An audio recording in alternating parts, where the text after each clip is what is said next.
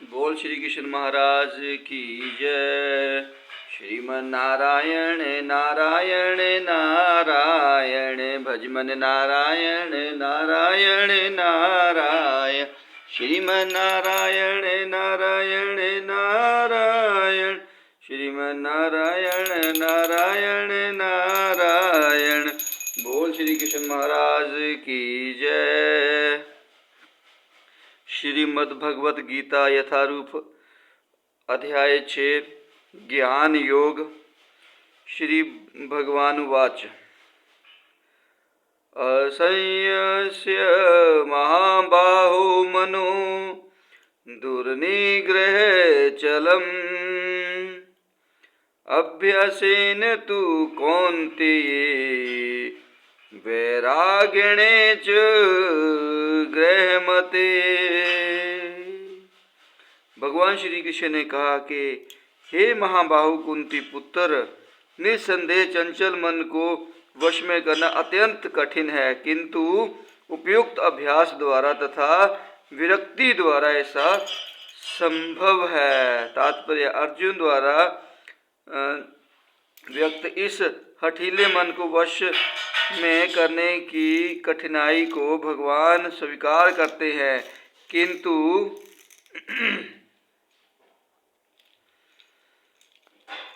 साथ ही वे सुझाते हैं कि अभ्यास तथा वैराग्य द्वारा यह संभव है।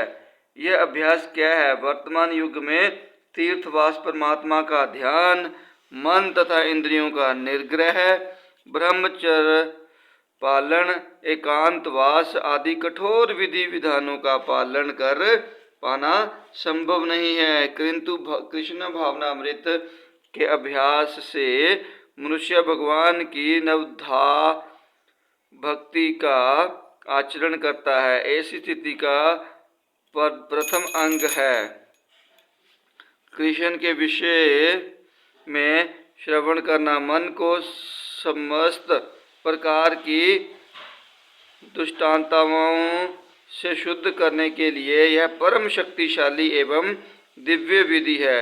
कृष्ण के विषय में जितना ही अधिक श्रवण किया जाता है, उतना ही मनुष्य उन वस्तुओं के प्रति अनासक्त होता है जो मन को कृष्ण से दूर ले जाने वाली हैं। मन को उन सारे कार्यों से निरुक्त कर लेने पर, जिनसे कृष्ण का कोई संबंध नहीं है, मनुष्य सुगमतापूर्वक वैराग्य सीख सकता है। वैराग्य का अर्थ है पदार्थ से विरक्ति और मन का आत्मा से प्रवृत्त होना। निर्विशेष आध्यात्मिक विरक्ति कृष्ण के कार्यकलापों में मन को लगाने की अपेक्षा अधिक कठिन है। यह व्यवहारिक है, क्योंकि कृष्ण के विषय में श्रवण करने से मनुष्य स्वतंत्र परमात्मा के प्रति आसक्त हो जाता है। यह आसक्ति प्रेषानुभूति या आध्यात्मिक तुष्टि कहलाती है। यह वैसे ही है जिस तरह भोजन के प्रत्येक कोर से भूखे को तृष्टि प्राप्त होती है। भूख लगने पर मनुष्य जितना अधिक खाता जाता है, उतनी ही अधिक तुष्टि और शक्ति उसे मिलती जाती है।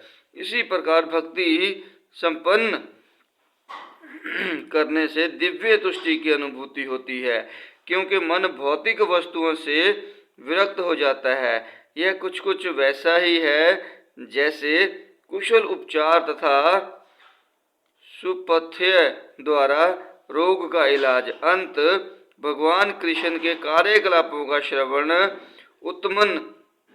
उत्मत्त मन का कुशल उपचार है, और कृष्ण को अर्पित भोजन ग्रहण करना रोगी के लिए उपयुक्त पथ्य है। यह उपचार ही कृष्ण भावनामृत की विधि है। बोल श्री कृष्ण महाराज की जय। असंख्यात्मना योगो दुष्प्राप इति में मतिम वश्यात्मना तु यतता शक्यो वाप मुपुआपयतम।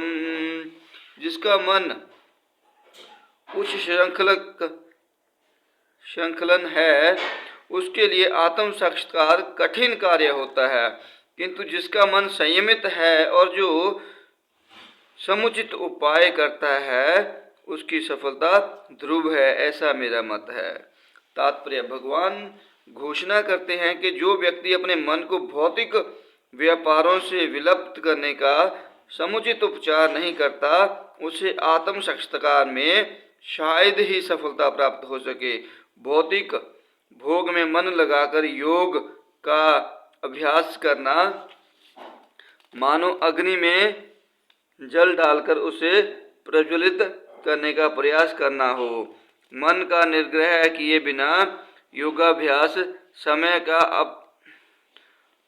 अप्रिय है। योग का ऐसा प्रदर्शन भले ही भौतिक दृष्टि से लाभप्रद हो, किंतु जहाँ तक आत्म साक्षात्कार का प्रश्न है, यह सब व्यर्थ है। अंत मनुष्य को चाहिए कि भगवान की दिव्य प्रेमा भक्ति में निरंतर मन को लगाकर उसे वश में करे। कृष्णा भावना अमृत में प्रवृत्त हुए बिना मन को स्थिर कर पाना असंभव है। कृष्णा भावना भावित व्यक्ति बिना किसी अतिरिक्त प्रयास के ही योगाभ्यास का फल सरलता से प्राप्त कर लेता है, किंतु योगाभ्यास करने वाले को कृष्णा भावना भावित हुए बिना सफलता नहीं मिल पाती। बोल श्री कृष्ण महाराज की जय। अर्जुन उवाच अयत्यं शरदयोपेतो योग्यात्रिलति मानसम् अप्राय प्रयोग संसिद्धिति का गति कृष्ण गच्छति। अर्जुन ने कहा, हे कृष्ण, उस असफल योगी की गति क्या है जो प्रारंभ में श्रद्धापूर्वक आत्म साक्षात्कार की विधि ग्रहण करता है, किंतु बाद में भौतिकता के कारण उससे विचलित हो जाता है और योग सिद्धि को प्राप्त नहीं कर पाता। तात्पर्य, भगवत गीता में आत्म साक्षात्कार या योग मार्ग का वर्णन है। आत्म साक्षात्कार का मूलभूत नियम यह है कि जीवात्मा या भौतिक शरीर नहीं है, अपितु इससे भिन्न है और उसका सुख साक्षात जीवन आनंद तथा ज्ञान में निहित है। ये शरीर तथा मन दोनों से परे है। आत्म साक्षात्कार की खोज द्वारा ज्ञान द्वारा की जाती है। इसके लिए अष्टांग विधि या भक्ति योग का अभ्यास करना होता है। इनमें से प्रत्येक विधि में जीव को अपनी स्वाभाविक स्थिति भगवान से अपने संबंध तथा उस कार्यों की अनुभूति प्राप्त होती है जिसके द्वारा वह टूटी हुई श्रृंखला को जोड़ सके और कृष्णा भावनामृत की सर्वोच्च सिद्ध अवस्था प्राप्त कर सके। इन तीनों विधियों में से किसी एक का भी पालन करके मनुष्य देर सवेर अपने चरम लक्ष्य को प्राप्त होता है। भगवान ने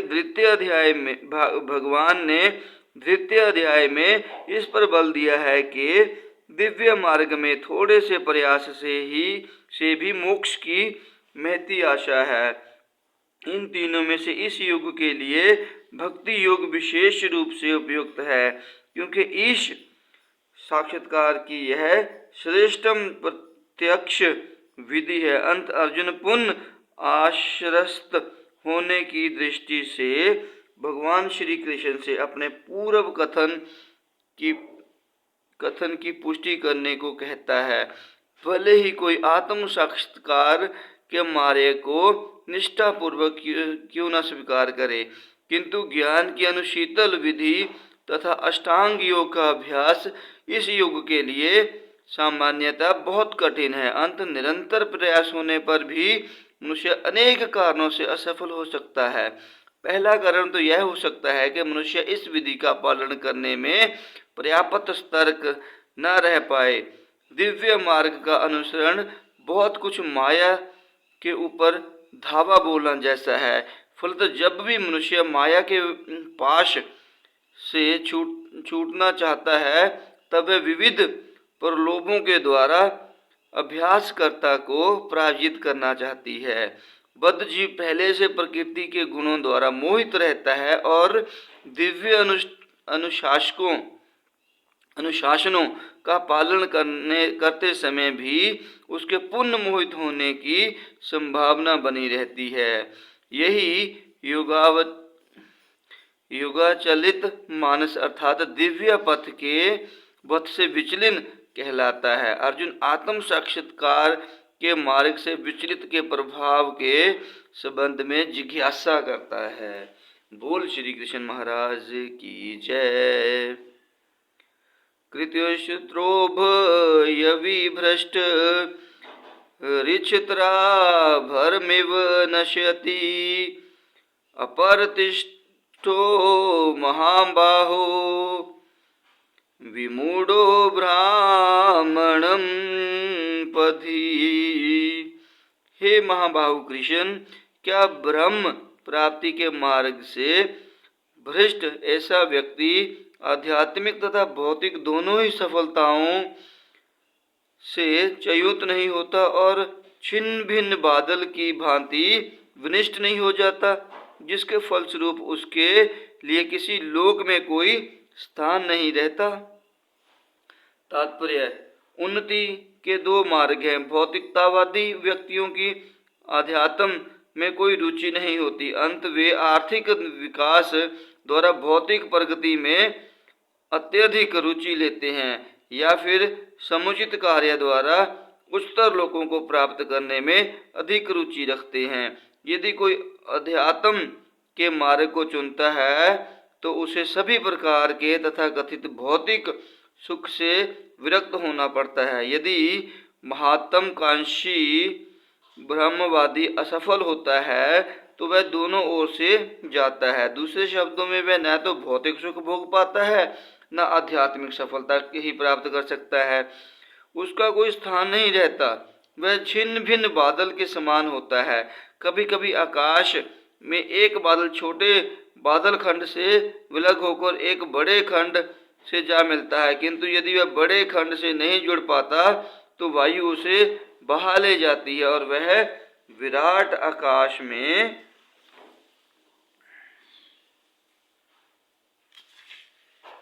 लुप्त हो जाता है।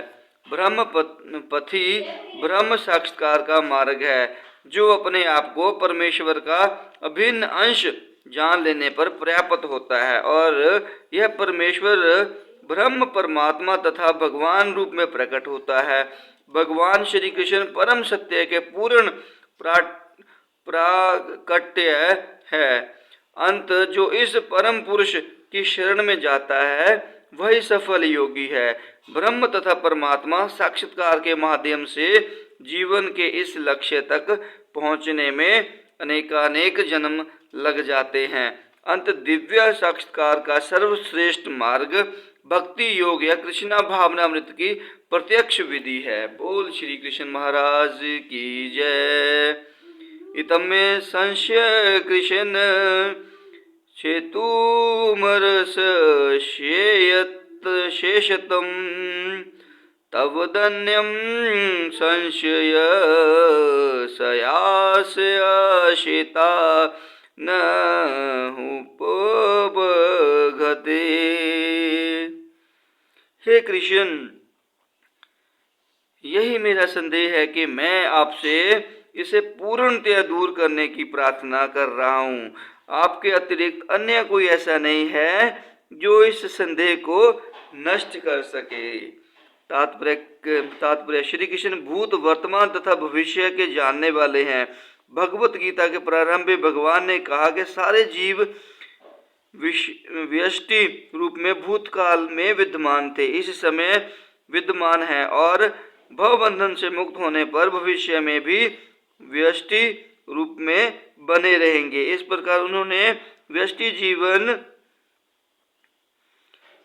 जीव के भविष्य विषयक प्रश्न का स्पष्टीकरण कर दिया है। अब अर्जुन असफल योगियों के भविष्य के विषय में जानना चाहता है।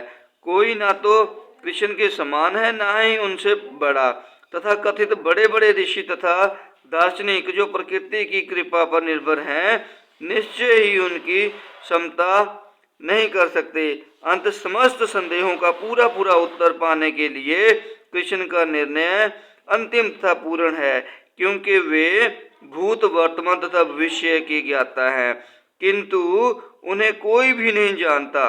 कृष्ण तथा कृष्ण भावना भावित व्यक्ति ही जान सकते हैं कि कौन क्या है। बोल श्री कृष्ण महाराज की जय। श्री भगवान वाच पार्थने वे नामुत्र विनाश सत्य स विगते नाहि कल्याण कृकत्री श्री श्रुगरति तात गच्छति। भगवान ने कहा, हे पृथा पुत्र, कल्याण कार्यों में निरत योगी का ना तो इस लोक में और ना परलोक में ही विनाश होता है। हे मित्र, भलाई करने वाला कभी बुराई से पराजित नहीं होता। तात्पर्य, श्री मद्भागवत में श्री नारद मुनि व्यास देव को इस प्रकार उपदेश देते हैं। तय कत्वा सर्वधर्म चरणाम्बुज हरे ब्रज त्रेपकोथ पते ततो यदि यत्र गव्य वाभद्रम भूद मुष्य की को वारथ आप तो भजता सवधर्मतम। यदि कोई समस्त भौतिक आशाओं को त्याग कर भगवान की शरण में जाता है तो इसमें न तो कोई शक्ति होती है, ना ही पतन। दूसरी ओर अभगत जन अपने अपने व्यवसायों में लगे रह सकते हैं, फिर भी वे कुछ प्राप्त नहीं कर पाते। भौतिक लाभ के लिए अनेक शास्त्रीय तथा लौकिक कार्य हैं। जीवन में आध्यात्मिक उन्नति अर्थात कृष्ण भावनामृत के लिए योगी को समस्त भौतिक कार्यकलापों का परित्याग करना होता है। कोई यह तर्क कर सकता है, यदि कृष्ण भावनामृत पूर्ण हो जाए तो इससे सर्वोच्च सिद्धि प्राप्त हो सकती है, किंतु यह सिद्धि प्राप्त न हो पाई तो भौतिक एवं आध्यात्मिक दोनों दृष्टियों से मनुष्य को शक्ति पहुंचती है। शास्त्रों का आदेश है कि यदि कोई सब धर्म का आचरण नहीं करता तो उसे पाप फल भोगना पड़ता है। अंत जो दिव्य कार्य को ठीक से नहीं कर पाता उसे फल भोगना होता है। भागवत पुराण आश्रित करता है कि असफल योगी को चिंता करने की आवश्यकता नहीं है, भले ही उसे ठीक से सब धर्माचरण न करने का फल भोगना पड़े तो भी वह घाटे में नहीं रहता, क्योंकि शुभ कृष्ण भावनामृत कभी विस्मृत नहीं होता। जो इस प्रकार से लगा रहता है वह अगले जन्म में निम्न योनि में भी जन्म लेकर पहले की भांति भक्ति करता है। दूसरी ओर जो केवल नियत कार्यों को दृढ़पूर्वक करता है, किंतु यदि उसमें कृष्ण भावनामृत का अभाव है तो आवश्यक नहीं कि उसे शुभ फल प्राप्त हो। इस श्लोक का तात्पर्य इस प्रकार है, मानवता के दो विभाग किए जा सकते हैं, नियमित तथा अनियमित। जो लोग अगले जन्म तथा मुक्ति के ज्ञान के बिना पाशविक इंद्रिय तृप्ति में लगे रहते हैं वे अनियमित विभाग में आते हैं। जो लोग शास्त्रों में वर्णित कर्तव्य के सिद्धांतों का पालन करते हैं वे नियमित भगवान में वर्गीकृत होते हैं। अनियमित विभाग के संस्कृत तथा असंस्कृत, शिक्षित तथा अशिक्षित, बलि तथा निर्बल लोग पाशविक वृत्तियों से पूर्ण होते हैं। उनके कार्य कभी भी कल्याणकारी नहीं होते, क्योंकि वे पशुओं की भांति आहार, निद्रा, भय तथा मैथुन का भोग करते हुए इस संसार में निरंतर रहते हैं, जो सदा ही दुख में है। किंतु जो लोग शास्त्रीय आदेशों के अनुसार संयमित रहते हैं और इस प्रकार कर्मश कृष्ण भावनामृत को प्राप्त होते हैं, वे निश्चित रूप से जीवन में उन्नति करते हैं। कल्याण मार्ग के अनुयायियों को 3 वर्गों में विभाजित किया जा सकता है। नंबर 1 भौतिक सभ्यता का प्रयोग करने वाले शास्त्रीय विधि विधानों के अनुयायी। नंबर 2 इस संसार से मुक्ति पाने के लिए प्रयत्नशील लोग तथा नंबर 3 कृष्ण भावनामृत के भगत। प्रथम वर्ग के अनुयायियों को पुण्य 2 श्रेणियों में विभाजित किया जा सकता है, सकार कर्मी तथा इंद्र तृप्ति की इच्छा न करने वाले। सकार कर्मी जीवन के उच्चतर स्तर तक उठ सकते हैं, यहाँ तक के स्वर्गलोक को जा सकते हैं, तो भी इस संसार से मुक्त न होने के कारण वे सही ढंग से शुभ मार्ग का अनुगमन नहीं करते। शुभ मार्ग तो वे हैं जिससे मुक्ति प्राप्त हो। कोई भी ऐसा कार्य जो परम आत्म साक्षात्कार या ध्यात्म बुद्धि से मुक्ति की ओर उन्मुख नहीं होता, वह रंग मात्र भी कल्याण प्रद नहीं होता। कृष्ण भावनामृत संबंधी कार्य ही एकमात्र शुभ कार्य हैं, और जो भी कृष्ण भावनामृत के मार्ग पर प्रगति करने के उद्देश्य से स्वेच्छता से समस्त शारीरिक असुविधाओं को स्वीकार करता है, वही घोर तपस्या के द्वारा पूर्ण योगी कहलाता है। क्योंकि अष्टांग योग पद्धति कृष्ण भावनामृत की चरम अनुभूति के लिए होती है। अंत यह पद्धति भी कल्याणप्रद है। अंत जो कोई इस दिशा में यथाशक्य प्रयास करता है, उसे कभी अपने पतन के प्रति भयभीत नहीं होना चाहिए। बोल श्री कृष्ण महाराज की जय। प्राप्य पुण्यकृता लोकानुशीतवा शाक्षत्रियं समां तरुचिना श्रीमता गेहे योग भ्रष्टो विजायते। असफल योगी पवित्रता आत्माओं के लोकों में अनेकानेक वर्षों तक भोग करने के बाद या तो सदाचारी पुरुषों के परिवार में या धनवानों के कुल में जन्म लेता है। बोल श्री कृष्ण महाराज की जय। तात्पर्य, असफल योगियों की 2 श्रेणियां हैं। एक वे जो बहुत थोड़ी उन्नति के बाद ही भ्रष्ट होते हैं, दूसरे वे जो दीर्घ काल तक योगाभ्यास के बाद भ्रष्ट होते हैं। जो योगी अल्पकालिक अभ्यास के बाद भ्रष्ट होता है, वह स्वर्ग लोक को जाता है, जहाँ केवल पुण्य आत्माओं को प्रविष्ट होने दिया जाता है। वहाँ पर दीर्घ काल तक रहने के बाद उसे पुनः इस लोक में भेजा जाता है, जिससे वह किसी सदाचारी ब्राह्मण वैष्णव के कुल में या धनवान वणिक के कुल में जन्म ले सके। योगाभ्यास का वास्तविक उद्देश्य कृष्ण भावनामृत की सर्वोच्च सिद्धि प्राप्त करना है, जैसा कि इस अध्याय के अंतिम श्लोक में बताया गया है। किंतु जो इतने अध्यवसायी नहीं होते और जो भौतिक प्रलोभनों के कारण असफल हो जाते हैं, उन्हें अपनी भौतिक इच्छाओं की पूर्ति करने की अनुमति दी जाती है। तत्पश्चात उन्हें सदाचारी या धनवान परिवारों में संपन्न जीवन बिताने का अवसर प्रदान किया जाता है। ऐसे परिवारों में जन्म लेने वाले इन सुविधाओं का लाभ उठाते हुए अपने आप को पूर्ण कृष्ण भावनामृत तक ऊपर ले जाते हैं। बोल श्री कृष्ण महाराज की जय। श्रीमन्नारायण नारायण नारायण, श्रीमन्नारायण नारायण नारायण, श्रीमन्नारायण नारायण नारायण, श्रीमन्नारायण नारायण नारायण। बोल श्री कृष्ण महाराज की जय। हरि ओम नमः शिवाय, हरि ओम नमः शिवाय।